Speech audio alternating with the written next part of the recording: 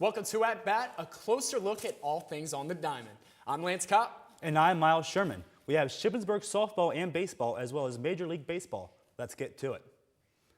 This preseason for softball has not been an easy one. The girls have been forced to practice on the hardwood floors in Henderson Gym due to the record-breaking snow this winter. But the ladies are not letting the limited on-field practice get in the way of success.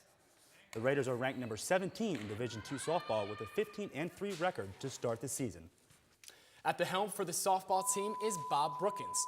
Brookins is in his 14th season as head coach.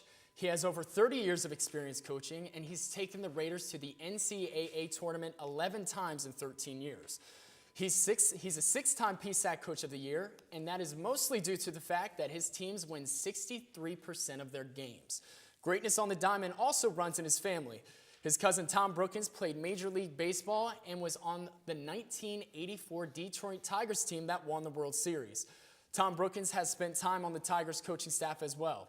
The Raiders were picked to finish third in this year's preseason poll, but Coach Brookins just wants his team to play ball. It's all paperwork. It's all what somebody else thinks. As far as I'm concerned, we're the best club in the conference. This season, Brookins' team has a winning percentage of over 83%. Last season's PSAC East Pitcher of the Year is looking to dominate on the mound again this season. Emily Eastap had a great junior year for the Raiders in 2013. Take a look at her stats. They speak for themselves. The Ace had an earned run average of 1.53, 15 wins, and 2 saves. She also tossed 2 no-hit ball games. She only allowed 4 earned runs over an 81-inning stretch last season. That ran from March 2nd to April 13th. She was named the PSAC East Player of the Week 4 times, and she was named the PSAC East Pitcher of the Week in the first week of the season. This season, she has thrown a no-no and has an ERA of .41. Coming into Saturday's matchup against Mansfield, the team was 14-2. Let's take a look at how their PSAC opener went down. Ship's home opener came in the form of a doubleheader against Mansfield on Saturday. Emily Eastep toes the rubber for the Raiders, and here she is doing what she does best, giving opposing batters fits. She fans Megan Miller for the second time in the game to end the top of the 5th. Eastep with 2 runs of support so far in this one. The Raiders looking to get some insurance runs here, but with a runner on third, Hillary Lyons flies out to left field to end the 5th. Eastep gets back to work against the Mounties. MU really hoping to rally here. Amanda Goodwin leads the inning off with a double, as she has Mansfield's only 2 hits to this point. She advances to third on the sacrifice bunt by Kayla Allen. Last season's PSAC East Pitcher of the Year trying to keep the lead at 2. She nearly snags a comebacker by Courtney Botter, but it's an RBI base hit for Botter, and MU is on the board. Meanwhile, others staying warm, and why not with Game 2 to follow on this chilly day? Mansfield leaves a runner stranded as Kate Pratt fouls out to right. Brett Ober, much to the dismay of the Mountaineer faithful. Jesse Trammell pinch hits for Jenny Peel and gets a single to start the Raiders' 6th. Courtney Kane runs for her and finds her way to third base, courtesy of a sacrifice bunt and a fielder's choice. Taylor Patillo, however, strikes out to send it to the 7th. That sends Emily Eastep back to the mound, and she tries to go for the complete game in Game 1. The Mounties begin a 2-out rally as Caitlin Harris is in standing after doubling to right center. Megan Miller, who was struck out by Eastep twice, hoping for a little redemption here as this one just out of the reach of Eastep. The tying run is on third. Up next, it's Amanda Goodwin, who has 2 hits and scored the lone Mansfield run. Coach Brookins wants to talk it over with his infield. Game plan, get the final out. How'd it go down? With Eastep's 9th strikeout of the game. She picks up her 7th win of the season as Shippensburg takes Game 1 by a score of 2-1. Game 2 going Mansfield's way early. Stephanie Simeth leads off the third with a solo shot to center, drawing first blood. The third inning proved gruesome for the Raiders. Brianna Glavenko can't handle the fly ball off the bat of Megan Miller here. That plates Kate Pratt, who singled earlier, MU up 2-0. Amanda Goodwin does this which leads to this. A home run trot. That's a 3-run shot for her. The Mountaineers have a 5-run lead. And guess who's back? Emily Estep comes on in relief after throwing 99 pitches in Game 1. She and Casey Thompson combined for 3 1/3 innings of scoreless ball, but Ship only gets 2 hits in this game as they lose this one 5-0. Doubleheader is split on Saturday. Chris Eckstine, SUTV Sports. After the split, Ship is now 15-3. Take a look at some of the tough matchups ahead for the Raiders. They face Bloomsburg at home tomorrow for a doubleheader. Games are at 2:30 and 4:30. April Fool's Day, the Raiders will butt heads with the Rams of Westchester, and they are no joke. Westchester was a Super Region finalist last year. On April 7th, they head to Kutztown. The Golden Bears were NCAA runners-up last year. 4 days later, they face Kutztown at home. On April 15th, they take on Bloom at home. The Huskies have 90 career NCAA tournament victories. The last 4 games of the regular season will be tough as they will be played on back-to-back days. They'll have a doubleheader at Millersville on April 25th, and on the 26th, they face Lock Haven at home for a pair as well. Don't go away. We have Ship baseball coming up next on At Bat. And find out what fans voted as their favorite ballpark food. Stay tuned to find out.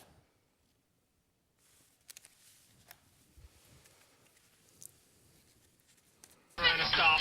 How's she doing? 2, She was a passenger. I was T-boned on the passenger side. We just had some wine. I wasn't even drunk. I was just buzzed. What? You were just buzzed. Well, sir, you didn't tell us that. In that case, she's just fine. Yeah, I'm fine. Really? No, not really. Buzz driving. Maybe we should stop acting like it's no big deal. Welcome back to At Bat. Let's unveil the survey results. The question was, what is the best ballpark food? As you can see, the hot dog was the most popular, and in second place was the cheesesteak. My guess was Philly fans voted for that one. Nachos was a close third place, and who doesn't love some good ballpark food? I love it. If the Raiders want to have a great playoff run, the team needs Pat Cregolo to remain consistent on both the mound and the plate. He had one of the best all-around seasons in Shippensburg history in 2013. Take a look at Cregolo's numbers from last season. On the bump, Cregolo had 9 wins, 93 1/3 innings pitched, and made 14 appearances on the mound. He was efficient and dominant to say the least. These numbers are all tied for the third in Raiders' all-time season statistics. Now, take a look at what Cregolo was able to do at the plate last season. He had a batting average of .355 and had 60 runs batted in, which is good enough for second all-time in season history at Ship. He also had a slugging percentage of .591. On a side note, he has always been a solid on the defensive end. So far this season, Pat has been a great asset to his team, and he likes what he's seen from his fellow hurlers this year as well. And I know I try to preach that to everyone on the team. With the newcomers we got, with the people that didn't pitch as much last year, but have showed promise in the fall and the preseason, I think we actually have a little bit of a stronger pitching staff this year. He certainly makes a strong case there, as Ship pitchers have been consistent to this point. Coach Jones has also been praising the pitching staff as well. And while we're on the subject of Matt Jones, let's take a look at his coaching career. Matt Jones is now in his 8th year as the Raiders head coach. Before coming to Ship, he was the head coach of the Elizabethtown Blue Jays from 2000 to 2006. Between Ship and E-Town, Jones has 4 conference championships, 6 NCAA regional appearances, and has taken the Raiders to the College World Series twice. It's no doubt he's coached some great teams in his time, but the question is, how does this year's team rank? This is the hardest working team I've ever coached, and that comes from our leadership. You know, guys like Pat and Dougie and Cal and, you know, the rest of the seniors and some of the juniors. That is certainly some high praise considering all the great teams he has coached. He's even coached some guys who are taken in the MLB draft, but we will have more on that in a bit. Bad weather has plagued the team this season, and Tuesday was no exception. The Raiders were set to take on IUP Crimson Hawks 2 days ago, but that has been moved to a later date. Several games this season have been shuffled due to rain and snow, and a trip to Mansfield on Saturday was postponed because the field is too wet. Hopefully, warmer weather is on the horizon. The Raiders took on Mansfield at home Friday. Chris Eckstine has the highlights from a frigid Fairchild Field. Chilly day at Fairchild Field, but the temper of Mansfield's coach Harry Hilson was plenty hot after a play at the plate that ended the Mansfield fifth. Ship trying to build on a 4-1 lead here in the bottom of the fifth. Michael Douglas led off with a single and stole second. The Mountaineers not willing to chance anything against Ship slugger Pat Cregolo. He's given a free pass to first. Fans, however, bundled up, hoping to see him get a hit. Ship leaves two stranded as D.H. Isaac Stern strikes out looking to end the inning. Eric Schausenbacher singles to start the MU sixth. Small ball tactics get him to second. He's then driven in by his DH, Anthony Renz. The Shippensburg lead cut in half, 4-2 the score. Shortstop Brandon Miller singles up the middle to put runners at first and second for Mansfield. Arms getting loose in the bullpen now. Dave Gluex singles past a diving Pat Cregolo. Jimmy Spanos retrieves, but Jake Kennedy can't handle the short hop throw, and not one but two runs will score as a result. Tie ball game. Coach Jones sticks with starter Marcus Shippey to close out the inning. Ship has the go-ahead run on in the sixth, but third baseman Cal Hogan strikes out to take it to the seventh. Kyle McClintock pitches a perfect seventh for Ship. It's still tied, and Ship has a chance to walk off. Michael Douglas, the center fielder, not the actor, singles to center in hopes to make the walk-off a reality. Mike Marcinko promptly follows with a base hit of his own. No outs and ducks on the pond for Jimmy Spanos. Two singles in the inning already, might as well make it three. Spanos comes through for the Raiders as Douglas comes round to score the winning run, and it's a walk-off for Ship. They take this one in dramatic fashion. Final score, Ship 5, Mansfield 4. Chris Eckstine, SUTV Sports. Ship also took Game 2 of the doubleheader. They had not swept Mansfield since 2001. Let's take a peek at some of the tough matchups ahead for Shippensburg. This weekend will be a battle as Ship will take on East Stroudsburg at home and away. They take on the Warriors on their home diamond tomorrow. Game times are 1 and 3 for the doubleheader. In the middle of April, they'll face a tough Millersville team on back-to-back days. The Marauders won the PSAC East regular season championship last year. The last four Raiders drafted by Major League Baseball were from the Matt Jones coaching era. Jones took the head coaching job in 2007, and those players are as follows. Ross Buckwalter, a pitcher in 2007. He was selected by the Toronto Blue Jays in the 26th round. Eric Pelozzo was also drafted the same year in the 35th round by the Baltimore Orioles. 2008 also saw two former Raiders drafted. Matt Wright became the fourth former Raider to be drafted by the Toronto Blue Jays. Oddly enough, all were pitchers. He was taken in the 12th round. And outfielder Justin Garber went in the 34th round that same year. The New York Mets selected him. None of these players have actually made it to the true big leagues despite being drafted. And following last season, the Raiders' 2013 catcher Tyler Shover waited by the phone during draft day, but unfortunately for him, the call did not come.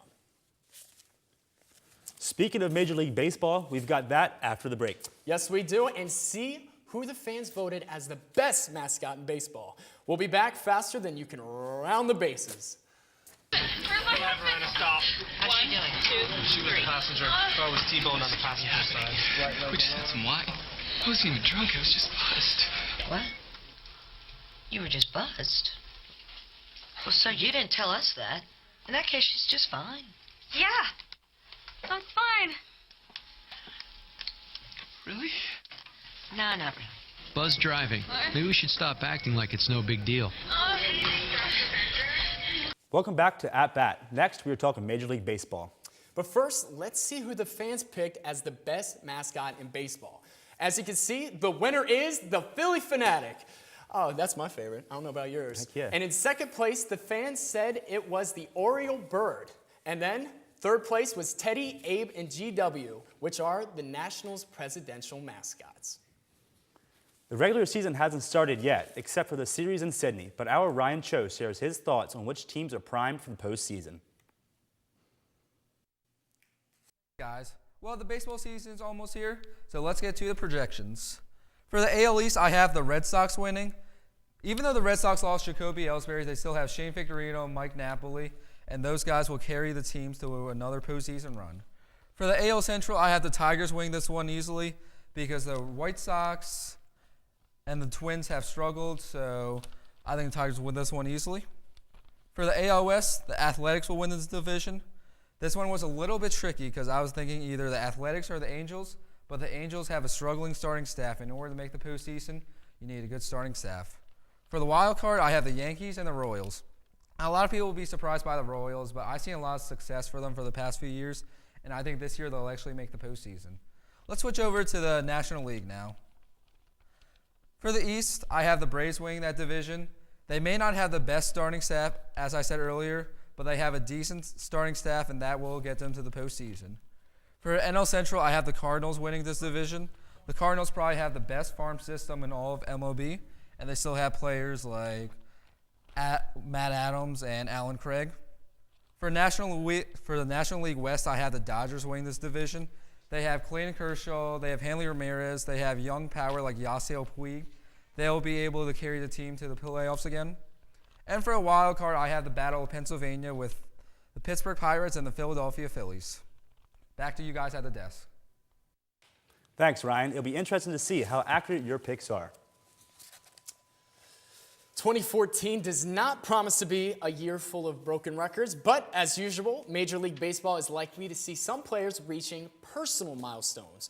On the mound, we may see Mark Burley get to 200 wins. He's only 14 shy, and two of his career wins were no-hitters, and one was a perfect game. Phillies closer Jonathan Papelbon is only 14 saves shy of reaching 300. Even if he has a down year, this should be no problem for him. Albert Pujols is only 8 home runs shy of joining the 500 club. If the Halo Slugger can send 30 over the fence, this season he will move from 28th all-time to 18th. Last season, Ichiro Suzuki reached 4,000 professional hits between the MLB and his time playing in Japan. This year, he comes into the season 28 stolen bases short of 500. Ichiro's teammate Derek Jeter also looks to make history in his statistics, but either way, he will make history simply because this will be his farewell season. Jeter only needs 3 hits to move into 9th on the all-time list. Take a look at some of the numbers with the Yankees. They are truly impressive, and his farewell tour is likely to mirror that of Mariano Rivera's last season. It will feel strange with Captain gone after this season. Hopefully, he can stay healthy until the end. Well, ball fans, we are all out of time. We thank you for tuning in to At Bat. I'm Miles Sherman. And I am Lance Kopp. Get out to the ballpark. Enjoy watching the boys and girls of summer. Good night.